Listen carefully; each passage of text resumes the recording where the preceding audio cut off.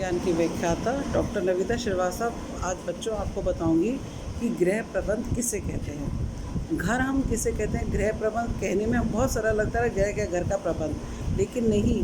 हम आज पहले ये पता लगाएंगे कि घर और मकान में क्या अंतर है। घर वो होता है जहाँ पे हम सुख शांति से आराम से रहते हैं, परिवार के लोग सब मिल के रहते हैं, आपस में सामंजस्य रहता है, प्रेम रहता है, करुणा रहती है, स्नेह रहता है, और हम जहाँ पे कि सहानुभूति और अपनी आवश्यकताओं की पूर्ति एक दूसरे के ऊपर निर्भर करके करते हैं।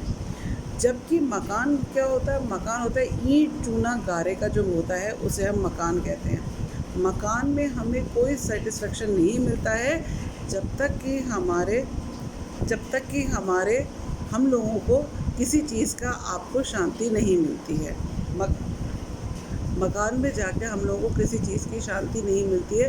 ये तो सिर्फ एक ईंट चूना गारे का बना हुआ है, लेकिन जब उसके अंदर हम रहते हैं तब वो एक घर कहलाता है। बाकी तो मकान ही है, खाली पड़ा मकान है, उसमें हमें कोई कुछ नहीं है। लेकिन जैसे हम परिवार के सदस्य उसमें रहते हैं, वो एक गृह बन जाता है, एक घर बन जाता है, जहाँ पे हम आपस में एक दूसरे की आवश्यकताओं की पूर्ति करते हैं, लक्ष्य निर्धारण करते हैं, एक दूसरे का लक्ष्य करते हैं, शिक्षा दीक्षा, परिवार के सुख दुख सब में हम एक दूसरे के भागीदार होते हैं। वो होता है हमारा घर। अब हम कहते हैं प्रबंध। प्रबंध किसे कहते हैं? ये एक बहुत व्यापक शब्द है।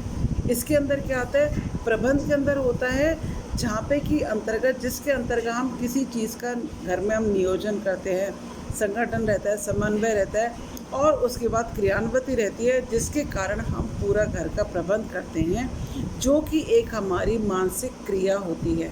सबसे ज़्यादा प्रबंधन में कौन रहता है? हमारे माता पिता रहते हैं, जो कि हमारे गृह के प्रबंध में करते हैं। एक तरह से हमारा कुशल प्रबंधक कौन होता है? हमारे माता पिता होते हैं, जो कि हमारे गृह प्रबंध को, हमारे घर के प्रबंध को करते हैं। घर का खर्चा कैसे चलेगा, इस महीने का राशन पानी में कितना खर्च होगा, बिजली का बिल कितना होगा, पानी का बिल कितना होगा, कभी कोई बीमारी है, कोई आकस्मिक कोई खर्चा आ जाए, उसके लिए हम पैसे रखते हैं। तो ये सारी चीज़ें वहाँ पे होती हैं, जो कि गृह प्रबंध के अंदर आती हैं।